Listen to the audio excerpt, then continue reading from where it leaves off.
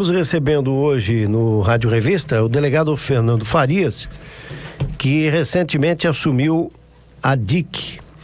Ele assume a Delegacia de Investigações Criminais no lugar do delegado Alex Bonfim Reis, que deixou a cidade de Brusque, foi trabalhar em Florianópolis, como ele mesmo já mencionou aqui, né?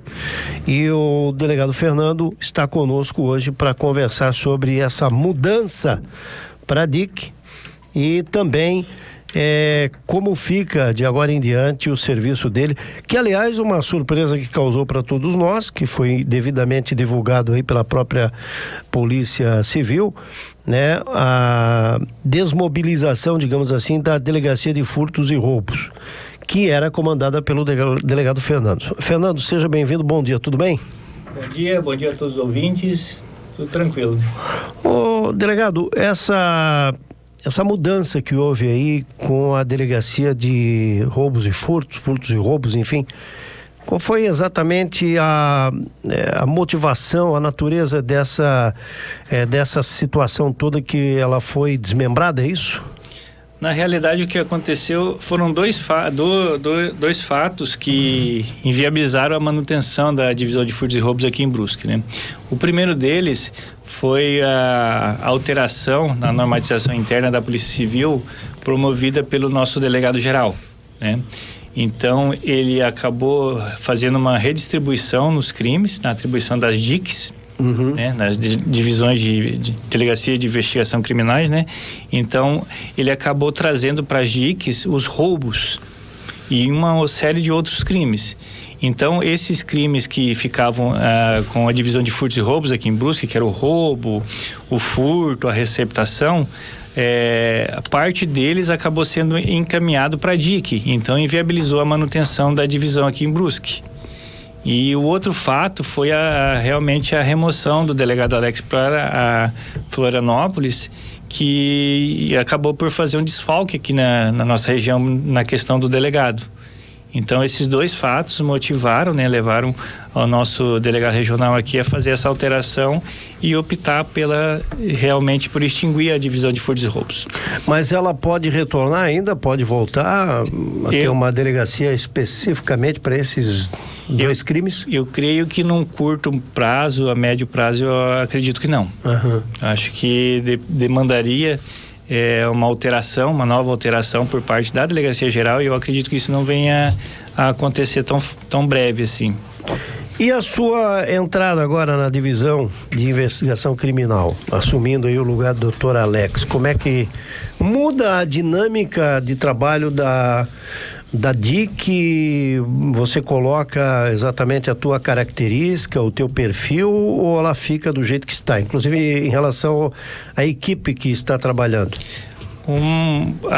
Muda um pouco, né? Porque cada coordenador, cada delegado tem um perfil diferenciado, né? Diferente. Então eu vou imprimir o meu ritmo ali na delegacia, né?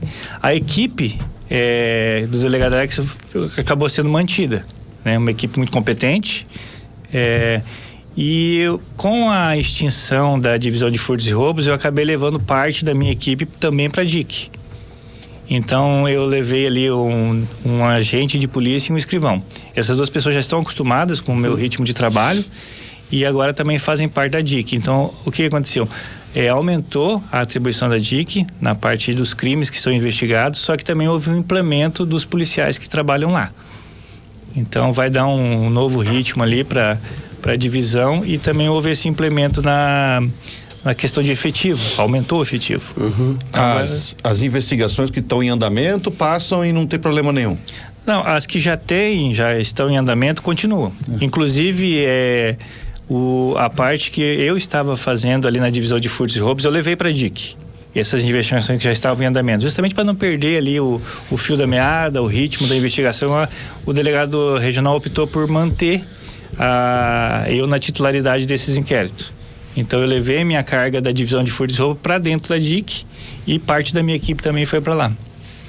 Mas aqueles crimes que estão sendo investigados, por exemplo, esse crime envolvendo o empresário ali da marmoraria, né? Que já terminou o inquérito desse crime, ele está em andamento ainda? Está na fase final já, né? Já está, esse inclusive por um pedido do próprio delegado Alex, né? Como ele começou a investigação desde o princípio, ele optou por terminar. Então mesmo lá de Florianópolis... Está terminando? Está terminando. Está na fase final ali dos relatórios, né? As últimas confecções de relatório para encerrar já essa investigação. Deve ser entregue esse inquérito quando, mais ou menos? Faz ideia, Fernando? Eu creio que já está na fase final, esse inquérito ali do Ednei, né? Sim, o empresário, né? Bom, felizmente nós não tivemos mais... Tivemos aquele crime lá em Guabiruba, agora um esfaqueamento, certo? Isso fica a cargo de Guabiruba, mas aí tem a participação também aqui de Brusque em alguma coisa? Não, só quando o crime realmente é grave e não tem, não foi solucionado na hora ali, que daí acaba, se a delegacia de Guabiruba entender necessário, pedir auxílio para a DIC. Nós estamos falando da antiga Furtos e Roubos, né, de casos que estão sendo redistribuídos. Nós temos, como dizer assim, um número de ocorrências assim que estavam agrupadas, que estavam lá dentro da Furtos e Roubos e agora foram distribuídos, mais ou menos o número de ocorrências? Não tem assim, o número exato, mas o que aconteceu? Porque a maior preocupação que se tem, a minha pergunta é a seguinte, eu acho que é importante a maior preocupação que se tem é que com essa dissociação, digamos assim, possa de alguma forma prejudicar o atendimento e a investigação. É um fato que realmente pode acontecer. Porque o que acontece com a divisão? Quando assim, a gente especializa uma delegacia, certo. Poucos crimes são investigados pelaquela divisão. Então, ela se torna especialista naquele tipo de crime. E muitos casos são solucionados por conta disso, porque a gente acaba realmente identificando os autores e normalmente se repete, principalmente no furto. Né? Como eu já trouxe aqui um tempo atrás, aquela relação das pessoas que cometiam crimes em série, né, a respeito de furto, né? Que é sempre a mesma pessoa comete 10 furtos, né? E infelizmente a gente acaba perdendo essa, como vamos dizer assim, esse fio, né? Essa linha de investigação, porque a gente sabe quem é o autor, então a gente fica no pé dele até a gente conseguir prender ele. Essa é uma realidade, né? E com o fim da Furtos e Roubos, infelizmente vai acabar caindo como se fosse uma clínica geral, porque a mesma delegacia que investiga o furto, investiga o estelionato, acidente de trânsito, briga de vizinhos, então realmente perde um pouco, né, essa questão da efetividade. A gente não vai falar aqui em número de equipes, porque eu sei que é de praxe da delegacia e dos delegados, enfim, de não trazer o número, a equipe que se tem hoje, assim como a Polícia Militar também, falar de efetivo, né? Mas eu sei que vocês em breve estarão mudando de casa, estarão em outro local, né? O que vai alterar ali aquele espaço que está sendo montado, está sendo reformado e que daqui a aproximadamente 2 meses, é o que me passaram aí, que vai acontecer a utilização desse espaço? Para quem não sabe, ali na Praça Sesc Centenário, é o nome da praça, né? Próxima à Prefeitura e Câmara de Vereadores também do Fórum, aquele local onde tinha um restaurante, depois bar, enfim, a Prefeitura está doando para a Segurança Pública montar ali a DIC, né? Como é que está o andamento daquela obra e o que vai significar aquilo para a divisão? Aquela obra já está em andamento, né? Então já questão de 1 mês e meio já começou as obras ali, vão entregar ainda esse ano, né? Que a previsão é realmente num curto espaço de tempo fazer a entrega da obra. Aí depois tem que fazer toda a parte de mobiliário, para realmente a gente fazer a ocupação daquele espaço. O que melhora? Melhora porque na delegacia da Rua do Convento realmente ali ficam 3 unidades. É a DPCO, Delegacia da Comarca, a DIC e também a Delegacia da Mulher, que fica no último piso. Então melhora essa questão ali do ambiente, porque vai sair uma delegacia inteira dali e vai ocupar a da praça. Então melhora tanto na parte da Rua do Convento ali, que vai ficar melhor para os servidores, por conta disso melhor também para a população, e para a parte da DIC melhora porque vai ter um espaço só dela, né, que vai fazer o atendimento exclusivo dos crimes dela ali na praça. Certo. E também a ocupação da praça, por ter uma delegacia ali, também vai melhorar o ambiente para a população, né? Verdade, dá uma sensação de segurança maior, né? Exatamente. Essa é a dúvida. Delegado, nós estamos falando lá fora sobre os chamados crimes da internet, os golpes que eu estava lendo aqui e até passei esse dado. Na verdade é uma pesquisa, né? É uma pesquisa que o Datafolha fez agora recentemente e foi divulgado, onde mais de 4.600 tentativas de golpes financeiros foram registrados pelos pesquisados. Aqui em Santa Catarina, nós falamos disso também, mês passado, foi em julho, né? A Polícia Civil de Santa Catarina, em combinação com a Polícia de São Paulo, acabou prendendo uma quadrilha que fazia a tal da falsa central de atendimento bancário, que a gente conversou ali fora, e que o Fernando disse que ele também sofreu uma tentativa, certo? Bom, aqui em Brusque existem muitos boletins de ocorrência, muita coisa que está sendo investigada em relação a esse tal do crime da internet, de falsa central de atendimento, do tal do Pix, né? Enfim, do pagamento que não ocorreu e etc. Sim, na realidade esse é o crime do momento, sim, digamos assim, né? Porque ele é um crime difícil de investigar e gera lucro muito fácil para os criminosos, né? E realmente é o crime que mais tem boletim de ocorrência. Por que ele é mais difícil de investigar? Qual é o grande obstáculo desse crime? É porque na realidade isso envolve contas de laranjas, pessoas que inexistem, né? Então esse dinheiro cai numa conta, já passa para outra, vai para outra, vai indo, até que ele seja sacado em um local que dificilmente vai ser obtido imagem, alguma coisa nesse sentido. Então é difícil de investigar.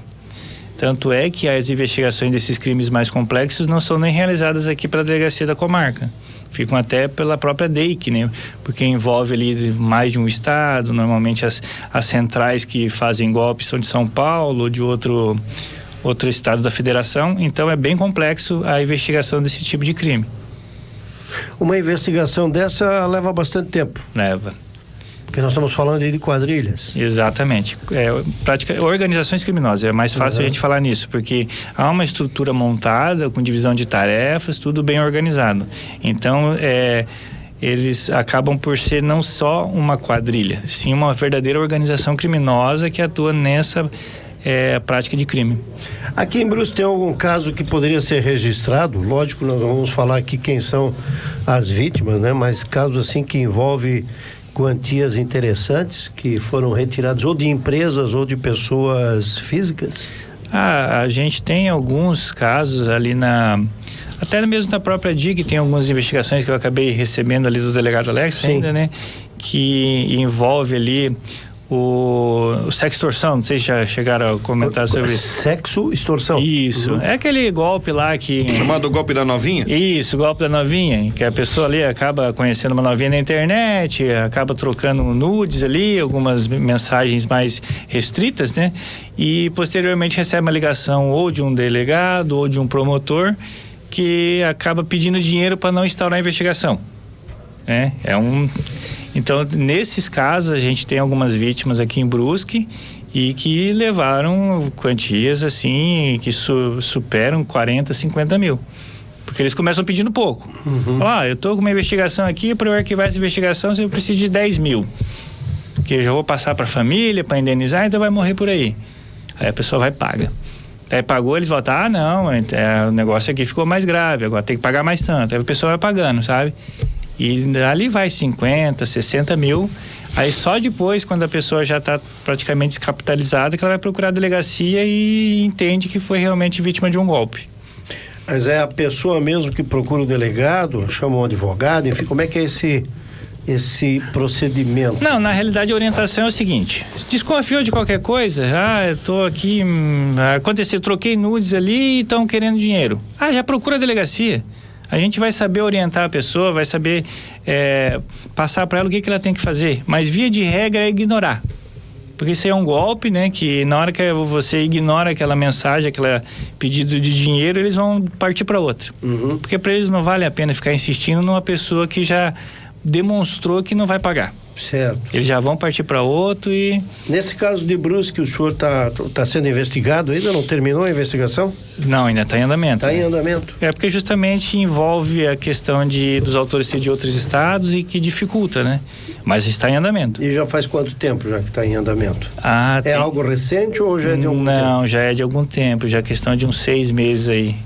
Delegado, aí eu estou pensando até dentro da Polícia Civil de Santa Catarina, existe um setor especializado somente nesse caso de fraude cibernética, de investigação de parte cibernética? Existe e fica na própria DEIC em Florianópolis. Certo. Que é a nossa... Eu imagino que esse tipo de golpe que você atende aqui, mas deve acontecer, acontece em todo estado, né? Acontece em todo estado.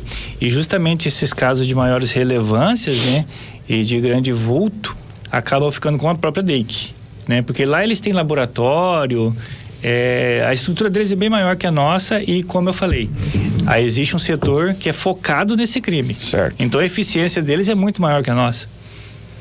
Agora, num crime desse, seja o crime, o primeiro que nós estávamos tocando no assunto, e agora o Rodrigo já entrou numa outra linha, é preciso ser um pouco de ator também nisso aí, né?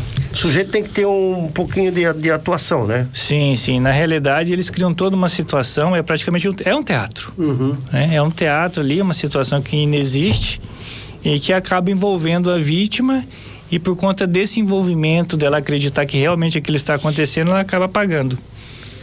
E a tendência é aumentar ainda mais isso, né, Fernando? Sim. Mesmo com esclarecimento, nós estamos aqui tocando no assunto, falando nesse assunto, isso é uma forma de informação para as pessoas ficarem atentas. Mesmo assim, ainda sempre tem alguém caindo, né? Sempre, porque na realidade eles passam o dia inteiro tentando. Né? Então ali eles pescam, digamos assim, lançam a isca para 50 pessoas. 49 acabam ignorando aquelas mensagens, mas um acaba caindo. E essa pessoa que cai acaba pagando ali R$1.000, R$2.000. Então para eles é lucro. Não estão fazendo nada e de repente milão na conta ali livre, sim, né? Sim. Então realmente é o crime que está em voga, né? E é o que mais dá lucro para eles nesse momento. Uma curiosidade, na sua avaliação e pela experiência, até pelas investigações, isso é algo aleatório? Eles fazem uma ligação aleatória? Em alguns casos há informação paralela a respeito, por exemplo, do Dirley Silva, do Rodrigo, do Fernando Farias, enfim, existe uma pré-informação deles ou é algo aleatório? Vão lá, digitam um número qualquer, mandam uma mensagem, é assim que funciona? Alguns casos são assim, mas alguns casos eles também acabam se utilizando de informações porque assim, existem as pessoas que trabalham com telemarketing, que, né, empresas que como assim, vamos tomar por um exemplo, pessoas que vendem empréstimo para aposentados, né? Existem diversas empresas que fazem esse tipo de serviço, né? Que liga lá, nós sabemos que o senhor tem ali uma aposentadoria e tal, o senhor não gostaria de fazer um empréstimo em folha e tal. Então, essas informações, elas podem ser vazadas também para os criminosos. Então, ali eles vão ter informações a respeito da pessoa. Vão saber que ela tem uma aposentadoria ou que ela trabalhou, ou continua trabalhando em determinada empresa, então ela consegue ainda ter informações pessoais a respeito da vítima, que acaba envolvendo ainda mais, facilitando o crime daí, né? Porque já tem informações e daí ela acaba jogando essas informações para captar a vítima. No caso da pedofilia, né? Do crime cibernético relacionado a crianças, é a DPCAM que trabalha, se tiver um caso aqui em Brusque, né? É a DPCAM que trabalha ou a DIC também, as duas delegacias acabam fazendo trabalho em paralelo? Na realidade, a atribuição é da DPCAM, né? Delegacia da Infância e da Mulher. Mas se preciso for, eles também podem pedir apoio para a DIC. Sim. Mas é deles esse crime. É deles esse crime. Doutor Fernando, estava então na delegacia de furtos e roubos. Como é que está a situação? Existe alguma estatística aí? Eu imagino que vocês trabalham com isso, né? Em relação a esses últimos 12 meses, tem alguns números aí, aumentou, diminuiu, enfim, sempre aquela tradicional pergunta, aquela pergunta de todo jornalista para o delegado, né? A famosa estatística do furtos e roubos. Eu fiz aqui a gente acabou por encerrar ali, né, o primeiro semestre, né, os primeiros 6 meses desse ano, e a gente acabou fechando com apenas 25 roubos em Brusque. Aqui o roubo, para deixar mais claro, é aquele crime que envolve a violência e a grave ameaça, que é diferente do furto, que não tem nada disso, certo, né? Então esse aqui é o crime mais grave, que seria o roubo, né? Puxa, 25 tivemos em Brusque? 25. Só para ter uma comparação com o mesmo período do ano passado, né, que é de janeiro a junho, o ano passado foram 49. Praticamente metade esse ano, então, né? Que caiu para 25. E então isso mostra que o trabalho ali da antiga divisão de furtos e roubos estava surtindo efeito, né? Então no primeiro período ali, praticamente metade dos crimes que aconteceram no ano passado aconteceram esse ano. E da parte estatística, eu acho que era isso que eu queria destacar aqui, né? E de furtos? Furto a gente não fiz esse levantamento ainda, né? Mas E quando se fala em roubos aí, os autores são locais, é gente que vem de fora, tem isso na estatística aí também? Eu tenho lá, né, essa separação, mas assim, bem, como eu vou te dizer assim, bem mesclado, tá? A gente tem ali autores de Brusque mesmo, nativos aqui de Brusque, e também pessoas de fora, né? Os mais violentos normalmente são de fora. Assim. E dá pra gente, só para talvez a gente até tenha noticiado, mas algum desses que chamou a atenção pela violência esse ano? Recentemente, a gente teve aquele do motorista de aplicativo. Eu acho que foi até noticiado depois que a gente prendeu o menor com droga e tudo. Tá lembrado, Rodrigo? Que o motorista de aplicativo que parou ali perto do Hospital Zambuja. Sim, foi rendido. Rendido, levou o carro e tudo. Depois a gente foi lá e prendeu o menor com droga dentro da casa e tudo. Aí teve alguns casos aqui das empresas, não sei se lembra, da transportadora, que é entrador de moto. Aqui ele está sob investigação, né? Que está em andamento também, né? Mas então os mais graves que eu tenho desse ano são esses, certo, né? Que inclusive assim, esse até julho ali, né, foram 4 roubos em comércio e 4 roubos em residência. Desses da residência ali, 3 foram desvendados e 1 está em andamento ainda. Então assim, a nossa efetividade na parte de investigação do crime de roubo em residência e roubo em comércio, que são aqueles realmente mais graves, a gente tem um índice de resolutividade muito grande, sabe? Certo. A gente praticamente resolve todos. Esses em residência aí roubo, envolve o quê? Dinheiro, joias, carro, enfim, como é que é a dinâmica desses aí? Normalmente envolvem veículos, né? Alguma coisa entra lá, rouba o veículo, já... Dinheiro, joia, que depende muito dos autores. Certo. O que eles estão procurando na residência. Alguns entram lá só para levar dinheiro, né? Então não importa se vai ter carro, se vai ter televisão, o que vai ter, eles vão só querer dinheiro. Outros não, outros entram lá para realmente fazer um limpo na casa, que daí é aquele que leva o carro, leva televisão dentro do carro, leva tudo que tiver que caber dentro do carro, ele vai colocar. Nesse caso aí, esses crimes não são cometidos por apenas uma pessoa. Quase sempre é mais de um? É mais de um, normalmente mais de um. Esses em residência e comércio, normalmente são mais de uma pessoa. Isso também, pelas investigações, doutor Fernando, são crimes que são premeditados, são planejados, ou o sujeito, ou a dupla, ou o trio, enfim, eles resolvem fazer na hora? É uma coisa que vem da cabeça? Como foi a dinâmica desses que vocês investigaram aí? Alguns deles, houve a premeditação, sim.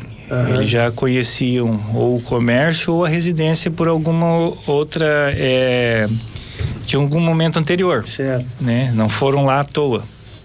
Então, alguns deles têm sim a premeditação. Nós estamos falando em comércio e residência. Tem algum caso aí que dá para registrar em relação a prédios, apartamentos, enfim? Porque eu falo isso que eu moro em apartamento. Eu vejo uma dificuldade grande e as medidas de segurança estão cada vez mais afunilando, né? Por exemplo, aqui em Brusque não é comum você ter porteiros. Não é comum. Eu não conheço. Deve ter algum prédio que deve ter porteiro aqui em Brusque, mais antigo. Mas tem, sim. Eu não conheço, né?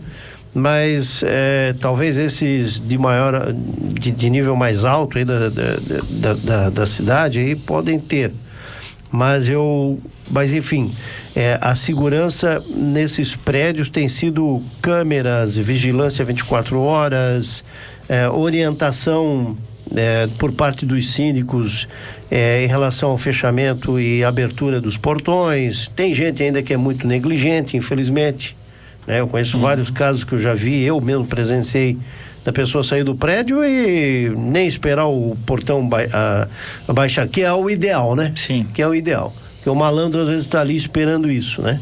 Mas nesses casos específicos de roubos em residência, nós estamos falando de casas mesmo ou estamos falando também de prédios? Os que eu tenho aqui registrados esse ano são de residências mesmo, sabe? Não são de prédio. Tem mais dificuldade, então? Sim. É porque normalmente a residência ela é um pouco mais vulnerável. Né? O prédio tem toda aquela questão de muita gente transitando, então dificulta um pouco para eles cometer um crime num prédio, né?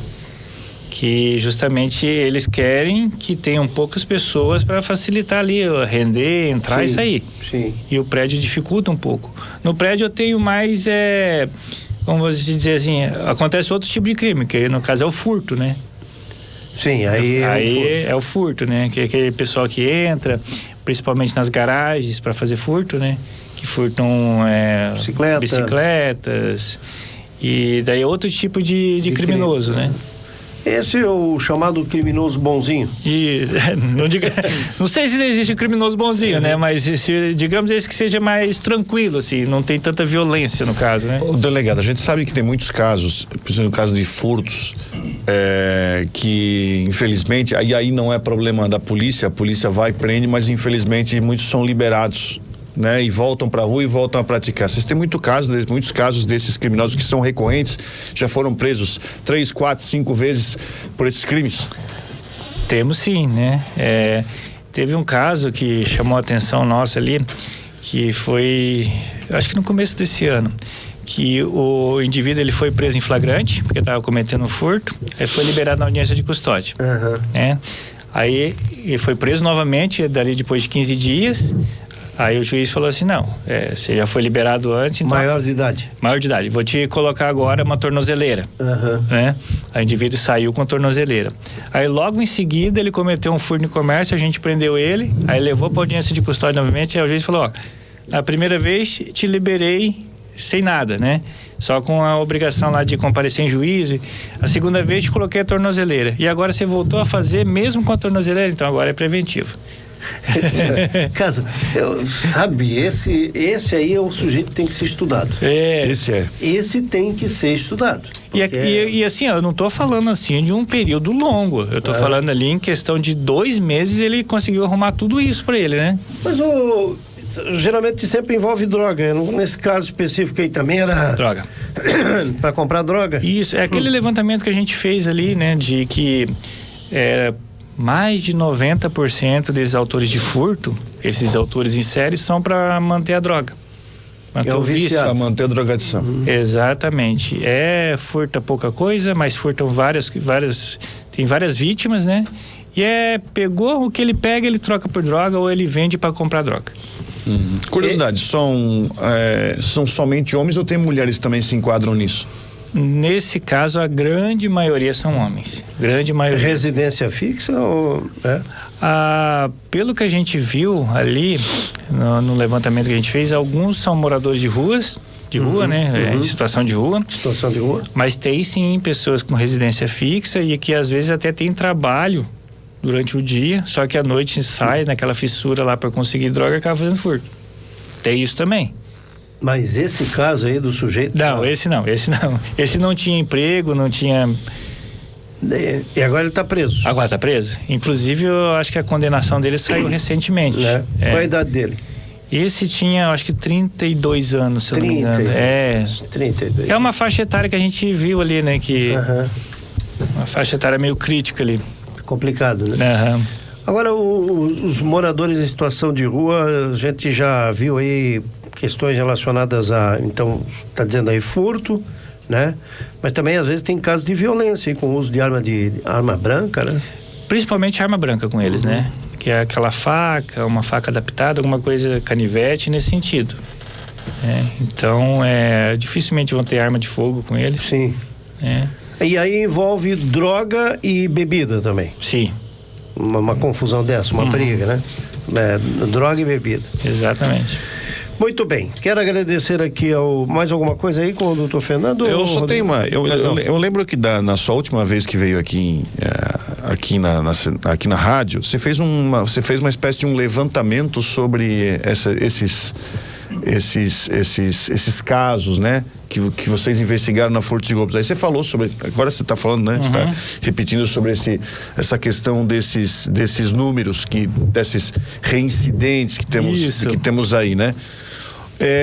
Você diria hoje, até baseado nas investigações, que esses casos de furtos que acontecem geralmente em mercados, postos de gasolina, coisas, vocês têm encontrado facilidade para conseguir identificar justamente por eles serem, assim, muitos deles são reincidentes? Você já sabe que é o tal do velho conhecido? Sim, é isso que eu chamei a atenção ali, que com a criação da Furtos e Roubos... Vocês conseguiram catalogar isso? Exatamente. Como que eu trabalhava ali na Furtos e Roubos, né? Enquanto estava trabalhando lá. Toda a imagem coletada, ela ia para um banco de dados, né? A gente fazia a seleção da melhor imagem e preservava ela. Então, o que acontece? Aconteceu um furto hoje, eu tenho uma imagem ali, mas não sei quem é. Tá preservado. Aconteceu o furto amanhã, preservado. Aí lá na frente, a gente identifica a pessoa que foi presa em flagrante ou por alguma investigação, a gente chegou no autor. A gente pega a imagem do autor e vai comparando com o nosso banco de dados que a gente já tinha guardado. É ele. Aí a gente vai ver, fez 3, 4 furtos no passado ali. Então agora vamos desenterrar aqueles furtos que estavam sobrestados ali e vamos imputar ele. É da onde que saíam esses diversos furtos imputados por uma mesma pessoa.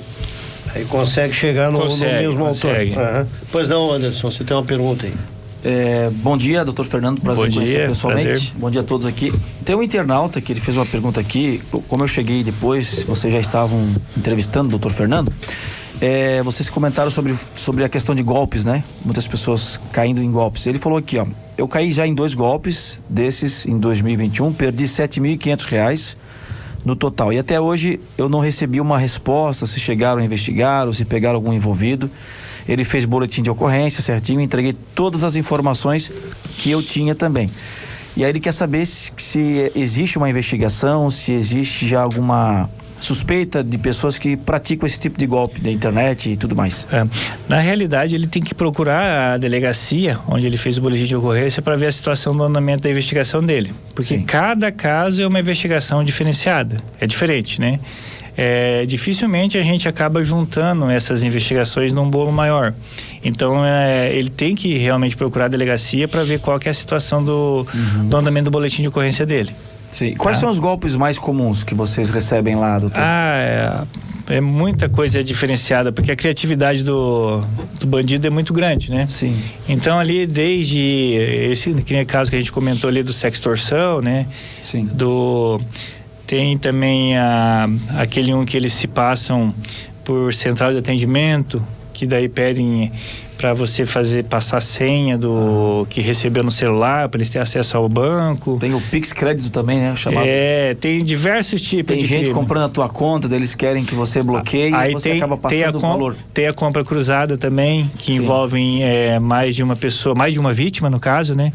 Porque daí eles fazem o link uma pessoa postou um veículo, por exemplo. Um caso concreto aqui para facilitar, para ilustrar. Postou um veículo para venda, né? O criminoso vai lá, pega essa postagem aqui e replica no perfil falso dele, né? E daí nesse perfil falso dele, ele acaba captando uma vítima, né? Sim. Uma pessoa interessada. Claro que no perfil dele vai estar mais barato do que o perfil original. Sim. Né? Então ele capta essa vítima, né? E começa a conversar com a vítima. Fala, esse veículo eu estou vendendo ele, mas esse veículo é do meu primo, tá? Ele está me devendo um dinheiro, então você vai lá, conversa com ele, faz tudo lá, mas não fala que é para mim, entendeu? Aí você transfere para mim, eu tiro a parte que ele está me devendo e passo o resto para ele. Né? Aí as duas pessoas que tem o vendedor original e a pessoa que está pretendendo comprar conversam, só que eles acabam não revelando toda a verdade ali, né? E às vezes até é a mesma pessoa, né? Se faz pelos dois papéis ali. Daí ele acaba escondendo, o comprador esconde uma informação, o vendedor acaba escondendo uma outra, eles ali fecham um acordo e passam o dinheiro para conta do autor ali. Sim. Aí o cara que pega e some e deixa os dois ali, normalmente na porta do cartório. Na saudade. Exatamente, esperando ali uma confirmação para fazer a transferência do veículo. Sim. Entendeu? Então, assim, a criatividade deles é muito grande, né? Então tem que ter cuidado com todo tipo de comércio que a gente faz hoje em dia, tanto na internet quanto pessoalmente, né? No caso, a recomendação é não transferir nada até chegar no veículo, chegar para saber se é na realidade, até mesmo nesse caso, quando você está com o veículo, porque eles vão descobrir o golpe onde? No cartório, na hora de transferir o veículo. Entendeu? Porque está lá o comprador, que é um comprador de verdade, o vendedor, que é o dono do carro mesmo, só que o dinheiro acaba indo para um terceiro que não tem nada a ver com negociação deles. Então, a questão sejam sempre honestos quando estiver fazendo a transação. Sim. Quem está nos acompanhando aqui é o nosso amigo Renato, que é síndico lá do Olímpia, né? Tá mandando um abraço aqui, dizendo que está acompanhando o programa, elogiando pelo trabalho do Dr. Fernando aqui, principalmente pela entrevista que ela acaba ilustrando aí a necessidade de chamar a atenção para vários problemas. Ele que é síndico, estava falando aqui que no caso do prédio lá do Olímpia são 67 câmeras. Câmera, né? Um Big Brother, né? 67 câmeras e sempre cuidado em relação à segurança. Por fim, a Patrícia Fischer Mauri está perguntando se existe algum caso de acidente de trânsito com morte que ainda está sendo investigado. E aliás, eu quero fazer um registro aqui, eu cobrei do Defavre já, que alguns casos aconteceram aqui em Brusque. Por exemplo, queda em rio. Tivemos aí carro que mergulhou no rio e tivemos a vítima. E que não se tem depois eu sei que isso passa por uma investigação da polícia. Primeiro, a parte de investigação da causa do acidente, né? E é feito um inquérito também, né? Me parece disso, ou não? Alguns casos sim, outros não. Né? Sabe, doutor Fernando, então eu quero fazer um pedido para o senhor. Que em casos desse tipo, que depois a polícia divulgue para a imprensa o que foi desvendado ou apurado, porque vários casos aqui que nós tivemos, e sabe por que isso? A internet é o boteco das opiniões, né? Ali sai de tudo, e aí acaba inclusive apontando para as autoridades, a própria polícia militar, civil, a prefeitura, enfim, todos os órgãos públicos são apontados como responsáveis por alguma coisa, às vezes, que na realidade a responsabilidade é de quem estava no volante. E aí eu não vou entrar no mérito aqui, né?